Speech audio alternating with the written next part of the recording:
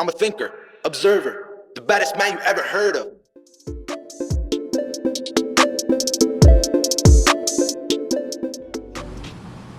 All right, welcome back everyone to another episode of the 2020 Vision Podcast. I'm so excited for today's episode. Y'all have no idea. As y'all can see, I have my brother here, Mr. Jalen, Vernon. How are you doing today, King? I'm good, man. How are you? I'm doing good, man. Blessed. Good. Yes, sir. So, Mr. Jalen, Vernon, why don't you go ahead and introduce yourself, and then we'll get talking to this topic. Yes, sir. Well, first of all, thanks again for having me.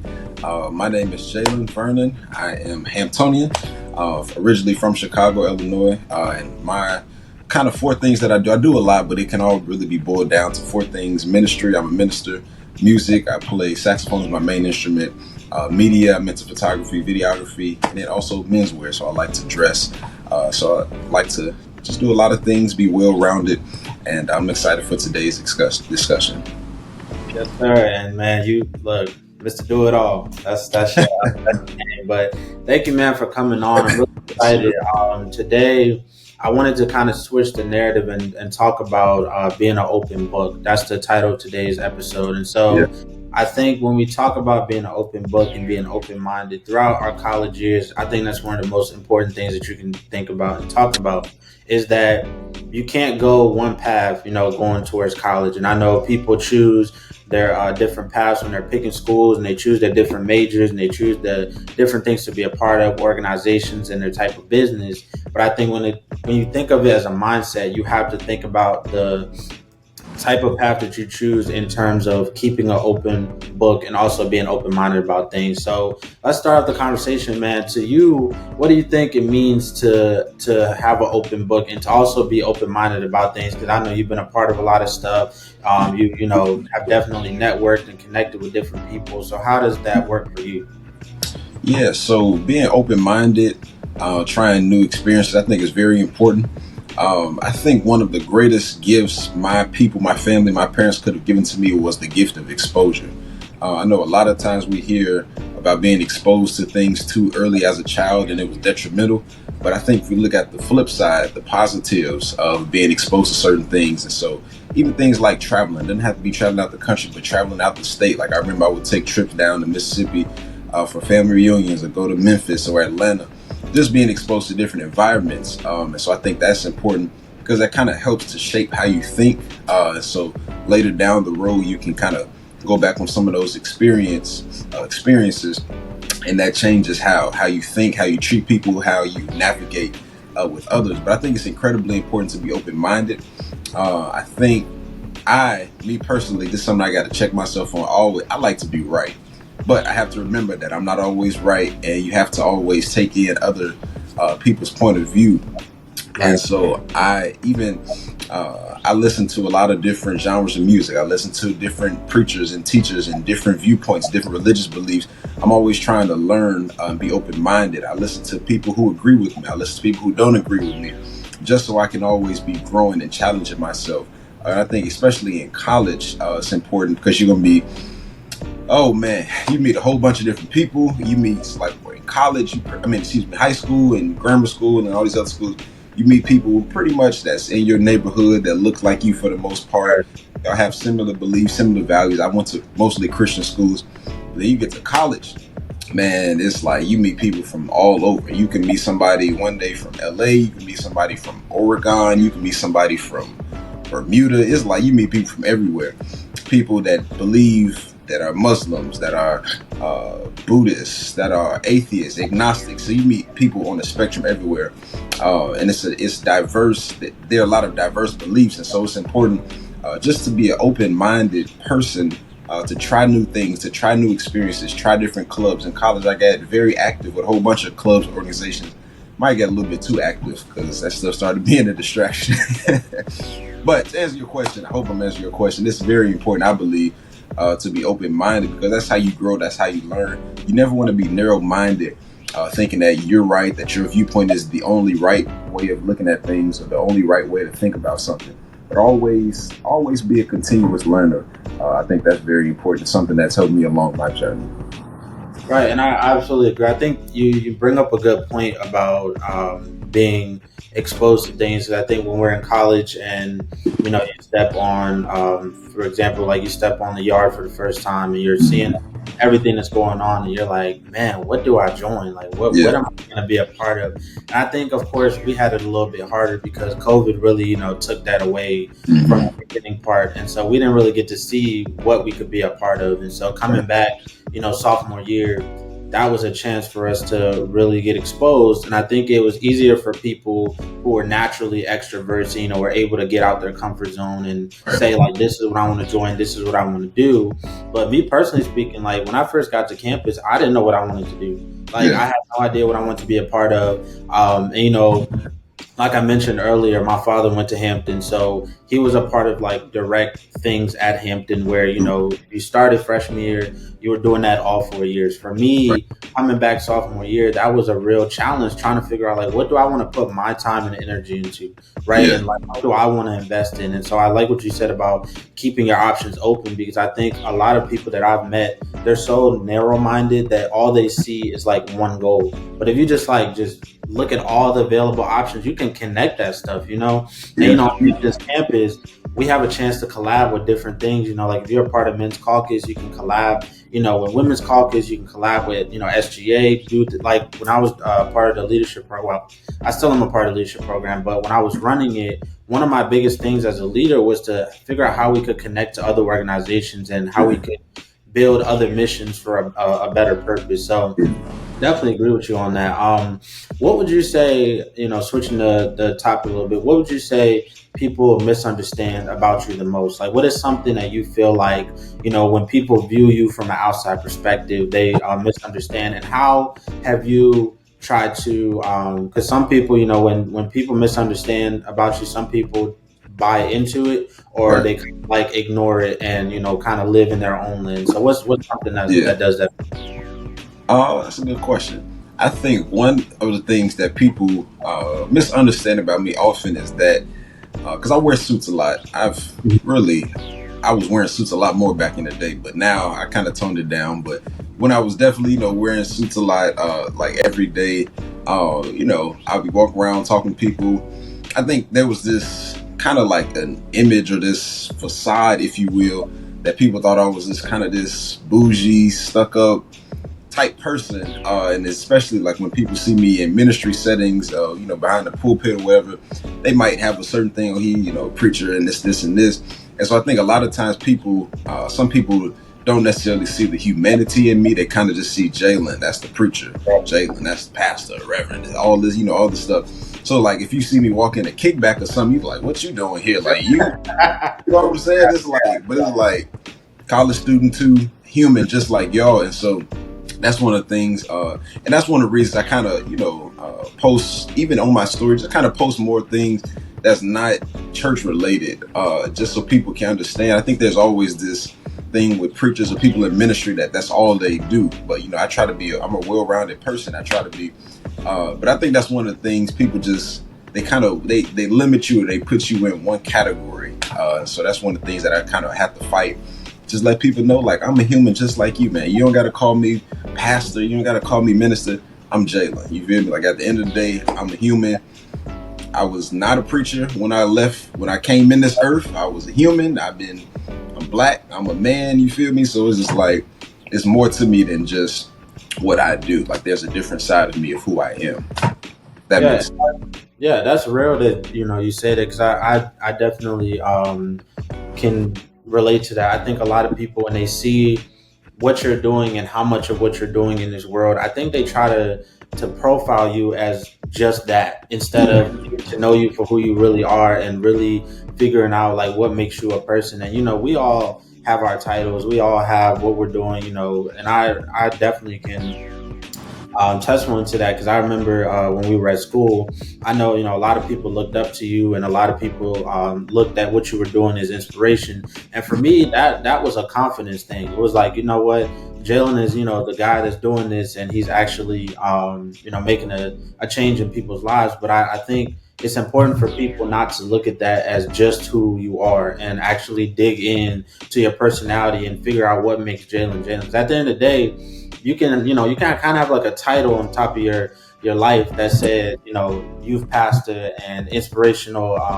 motivist and influencer. At the end of the day, you're just Jalen. You know what I'm saying? And I'm just Wesley. Like, that's who we are, and that's what makes us who we are. And I think when people take that for granted, I don't think that they appreciate and respect that so often. Because most people like misunderstand about me is that my biggest motivation for life is to help people. That's what I've always done. And that's like, for those who know, like, my middle name is Tesfaye. Like, it literally means hope. Like, that's what I try to do. Like, I give people hope to do better in their lives. Now, that doesn't mean, I'm trying to tell you how to live your life. I'm not trying to tell you, what you need to do. But I give you that hope to say, like, maybe, just maybe, if I can make a small change in my life, physically, mentally, spiritually, then I can get better, I can grow, and I can do certain things that, I like never even thought I could do. So I definitely relate with you on that. So moving on to my next question, and I'm gonna answer this first so that we can kind of like see if ours relate. But so talking about biggest failure and like learning from that experience. Now, when we talk about the word failure, I think we have to kind of debunk the word failure, because a lot of people think failure is just like one thing. Failure is not one thing. Failure is a whole journey. You know what I'm saying? Like, you don't have to put failure in such a small category, because at the end of the day, you fail every day. And I think that's one thing people take for granted. We all fail every day. You know what I'm saying? Like, we make mistakes. We're not perfect. We're human. And I think a lot of people have to start realizing that about themselves, is that when you're a human, you're going to make mistakes. And that for me was a personal testimony, because as a kid, like, I did not like being wrong at all. Like, I was one of those kids that was like, I'm right, this is the way it's gonna be. And that was real. And I mean, as a kid, it was playful, like family and parents, they weren't paying attention to it because they were like, you're just a kid. Right. But as an adult, I'm starting to see that what I fail at is actually helping me become more successful in life, because I'm starting to see that the failure is like, that's the growth part. You know what I'm saying? Like, there's a lot of times where I failed at Hampton in high school. Even now as an adult, I make mistakes every single day. But I would have to say, like, my biggest failure, honestly speaking, I'll tell this to viewers, I'll tell this to anybody that asks me, but I really had a struggle figuring out how to live in my own identity. That was a failure for me, because I was constantly allowing other people to tell me how to live my life, allowing other people how to tell me to do things. And I never lived through my own lens. I was always living through other people. And that was a failure for me, because it cost me a lot of friendships. It cost me a lot of, moments where I could have succeeded. It cost me a lot of chances for growth. And so how I learned from the experiences said, I'm going to always put myself first. That's what I started to do this summer, especially because I was always worried about what other people were doing. I was always jumping to help somebody. I was always, saving somebody. And I think that's good and all, but if I wasn't helping myself, then, how could I help others? So that I saw as a failure, because I was sacrificing my own time and energy in order to make others happy. And then when they looked at me, it was like my life was in shambles.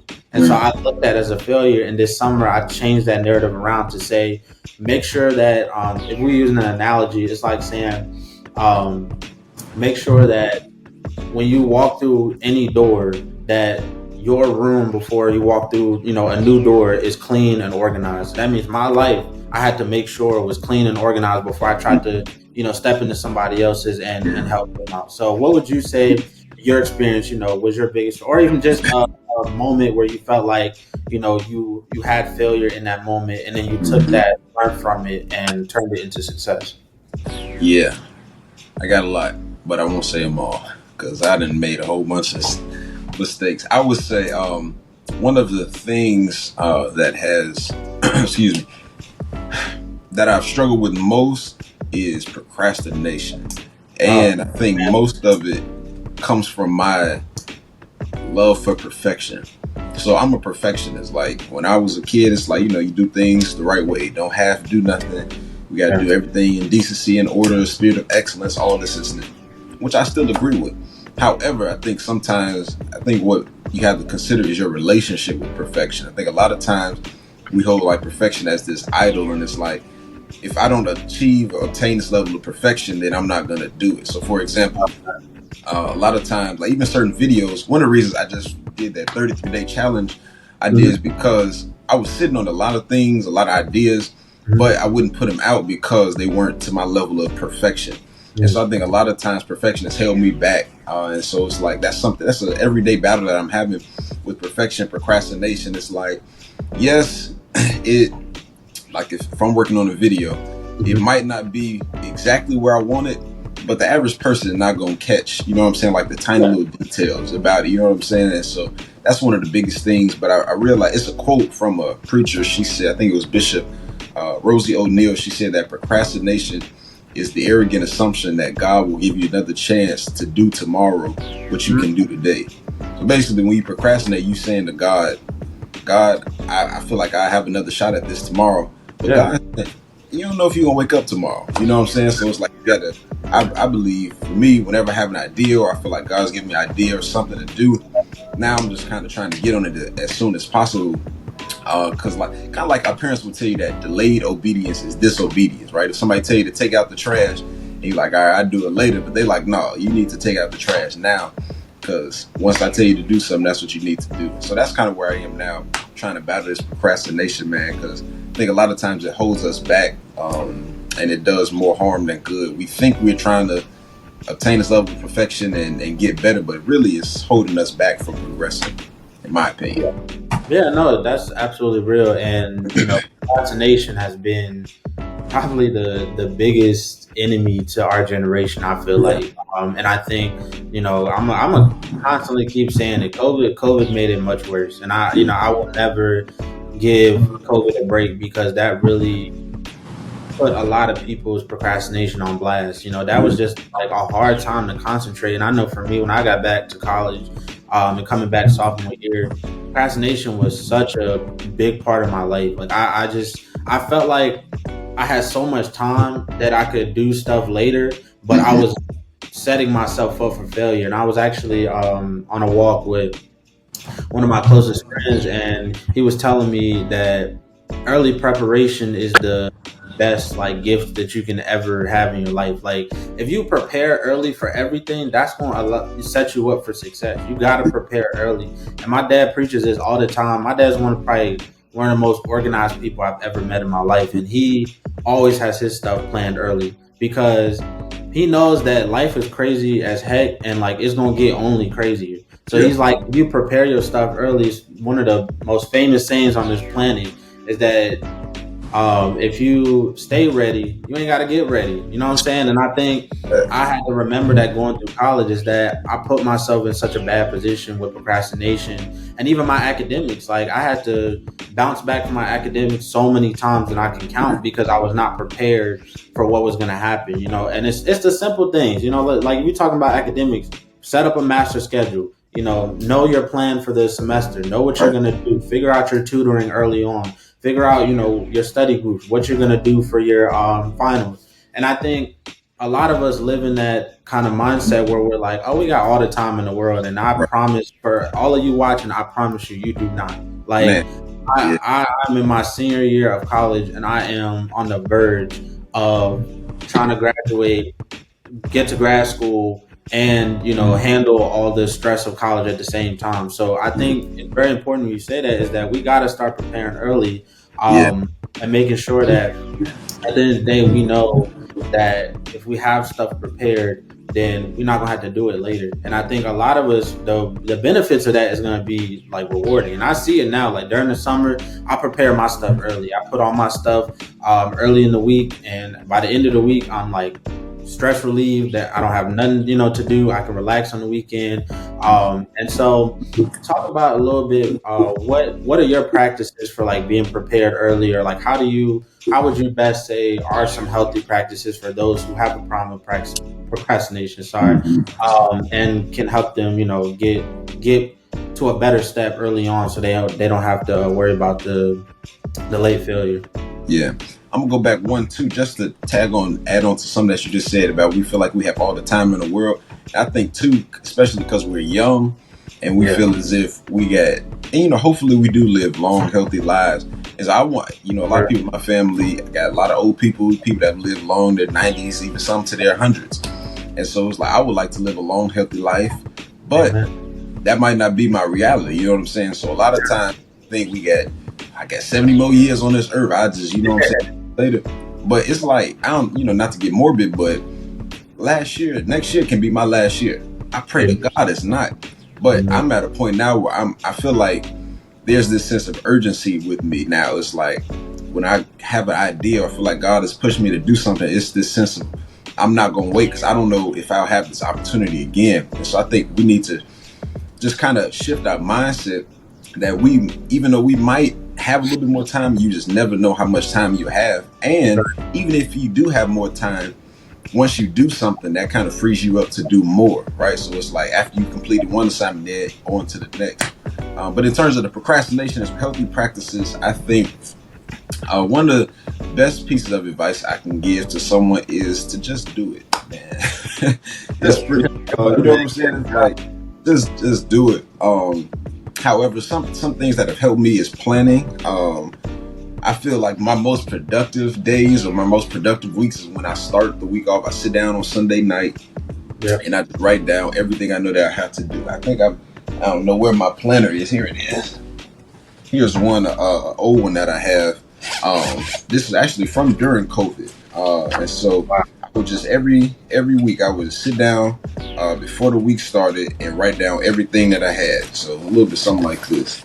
So I would write down like all of my classes. I'll start, like with the class that I had, and then so you got to start off with your big priorities. Like what are my big things that I know I have to hit? So number one, if you're in college, right, you got your classes. Right, if you're a person of faith, you want to spend some time with God, whether it's prayer and meditation, worshiping.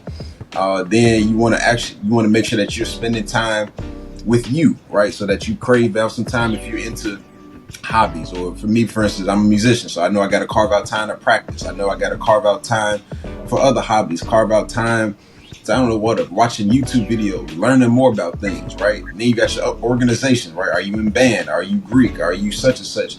What else are you in? Write that down. And then when people ask you to do things, it's this book, shameless plug. It's this book I read. I recommend everybody read it. It's called Ordering Your Private World. Ordering Your Private World. I think it's by Gordon MacDonald.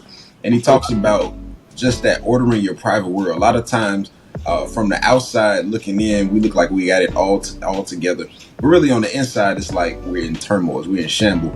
Oh, yeah. And so one of the things he talks about is that you have to tell your time where to go, right? A lot of times people pulling on you from so many different directions. Hey man, can you do this? Hey man, can you do that? Can you do this? Can you do that? And like, yeah, I can do that. Yeah. And so you have to essentially govern your own time, right? But like, I'll get back to you on that. So then that's when you go back and check your planner and say, I don't think I got time because at 4:00 I know I'm supposed to be practicing for an hour, right? And so you gotta, you have to be, of course, add a little bit of flexibility, but have that seriousness about your schedule. My dad, he would tell me before I got to college, man, always have your time just to study, right? Block it out. And from 5 to 7, I'm gonna be studying. Now, I didn't always do that, of course not. But I think that's, I think that's one of the most things that's been beneficial to me. I'm most productive when I just write down what I have to do and then just organize it throughout the week. And you might not be able to get everything done on Monday or Tuesday. Maybe some things you can do on Thursday, but at least you'll have somewhat of a plan. And one last thing I'll say to that, and then we get on to the next thing, is that I think a lot of times, I'll speak for me, a lot of the anxiousness I've had and all this worry is come because I've been living in my head too much. So in my head, I'm like, oh my God, I got to do this. I got to do these assignments. I got to prepare this Bible study lesson. I got to do this, do that. And then it's like, well, when I write it down and write out everything that I have to do, and then I start to develop a plan, you kind of look back like, that's not that much. I can manage it. But I think because a lot of times we're just living in our heads, everything is running around in our heads. But when you write it down, you take a step back, you develop a plan, then I think you begin to see that, man, it's not that much and I can handle it if I have a plan. And I think that's another way to combat that procrastination, because in your mind, for procrastinating, it's like, I got all this stuff to do, so I ain't gonna do nothing. But if you write that plan out, you'll know, boom, boom, boom, boom, boom, if I hit these points, then I'm good to go. So that's my little 2 cents on some things. But just do it, y'all. Whatever it is, just do it. No, man. Listen, as someone who lives rent free in their head, bro, I feel like that's literally my biggest weakness. Like, I live in my head so much. I'm constantly thinking about, like, what have I done? What have I not done? What needs to get done? And then half the time I be trying to figure out like when is it gonna get done, and then I'm like, just do it. Like Yeah. like this is for everybody that's watching. Is like half the time your stress comes from you actually doing it rather than when it's gonna get done, what you got to do, and how you gonna do it. Just do it. And I That's think when you got to give yourself a checklist. You know what I'm saying? That's what I started doing when I was in college. Is I made a checklist for everything. Like it may be messy, it may be on a piece of paper, but I wrote down every single thing that I needed to do, and I yeah, checked it off. Because once you get off that checklist, you're gonna be like, I feel 100% better. man. That's a fact. Same here right now. I'm always writing stuff on like little note cards. When I get random thoughts, it's like I got to do this, this, and this. Just write it down, man. If you take notes on your phone, write it down physically, but you got to get it out of your mind because your brain, it don't function well when it's got a whole bunch of clutter. So if you declutter that, your brain knows, I can let that go now because I got it written down somewhere, and then it frees your mind up, to think about and work on other things. Yeah, and people think they have enough room in their brain to hold all that. I promise you, nobody does. Like Yeah, my dad probably has one of the best like memory slash brain capacity I've ever seen in my life. But he still writes stuff down. Like yes, he sir. all his stuff down. He puts it all on notes. He always sending us calendar invites. Like Yeah, you gotta have your stuff prepared somewhere else because you are constantly feeding information into your brain. yeah. So how are you gonna store everything else when you gotta store the new stuff? So I definitely resonate with that. And then to go to my last question. So this is something that a lot of people don't think about until probably they get into their late 20s. But this is something that I've been thinking about as I'm journeying in post college and becoming a college graduate.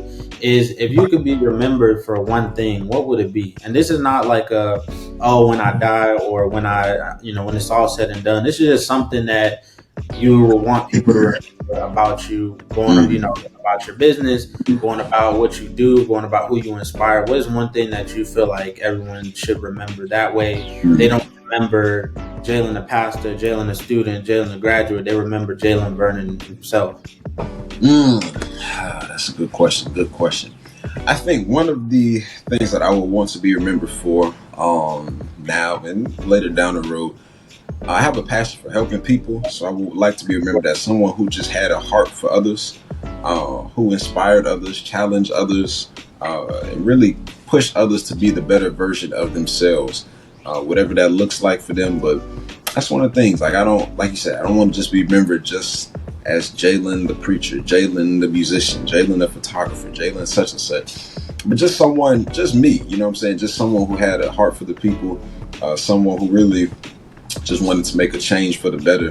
But yeah, just someone, like I said, my thing is just caring for people and helping others. That's just Jalen who helps others, whatever that look like. If I stop by the side of your road to help you change a windshield wiper, you know what I'm saying?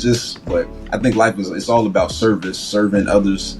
Me personally, my goal is to love God, love myself, and love others. Those are kind of my three things that I aim to do. And so I would just like to be remembered when it's all said and done, or when it's not all said and done. Just someone who helped others, who loved others, who served others. Yeah, and that's real, man. I think what you do for others, it's gonna come around and definitely be blessed. In the space of other environments. Because I think I tell people this all the time. The littlest things and the smallest acts that you do, it's gonna come around and bless not only you but other people that may need that blessing. And that could be living your life with kindness, living your life with grace, and also helping people that are. Because I no matter the drama, no matter the negativity, like I always offer and extend a hand to anyone that needs help, whether it be mentally, spiritually, physically. Like if you need help and support, and I was talking about this with Kiana yesterday on yesterday's episode, is that you gotta be willing to accept support. You know what I'm saying? You can't do this life alone. And I think that's one of the things that a lot of people think they do is that, oh, I can do this life alone. I can go through this journey. You can't. It takes a village. For me, it took multiple villages, but it takes a village for you to get through it. And I think, I resonate with you when you say you want to be remembered for helping people, because I'm the exact same way. Like I want people to remember me, that I was always there to support them and encourage them to be better no matter what, and to also have their back and let them know that they're worth it, because we're all worth it, and I think you have to start with that mindset first. So I definitely agree with that, and I definitely want to say a special thank you for you joining this episode. I know that a lot of people are excited for the topics that are coming. I know that I'm excited just to be unpacking, uncovering, and adding new concepts to our lives. For those who are 20s, I have people listening to this who aren't in their 20s who also can reap the benefits. I think that's the most important thing. So I'll leave the floor open to you if you have any last minute remarks or advice that you want to give to the viewers today. Once again, man, thanks for having me. I've enjoyed this conversation. To the viewers, what would I say to y'all? Just be you. I've said everybody has a purpose, that nothing that was created does not have a purpose. I just did a video on this recently, but the trees have a purpose. Water has a purpose. Even the bugs and the tiny insects that we hate have a purpose. And so if those little things have a purpose, then how much more of a purpose does God have for you? So I would just challenge you, find your purpose, walk in your purpose, and don't let your purpose be around what someone else wants you to be, right? You have your own unique purpose. So walk in your purpose, find your purpose. Don't try to walk in somebody else's purpose, because it ain't going to work for you. So just be you, be unapologetically you. And yeah, I think that's all I got. That's all I got. All right. Well, amen, brother Jalen. Thank you so much for hopping on this episode. And I'm excited to get other topics going on and get some more guests on here. And also just be happy that people are using this as a safe space to navigate the challenges of their 20s, because that's important.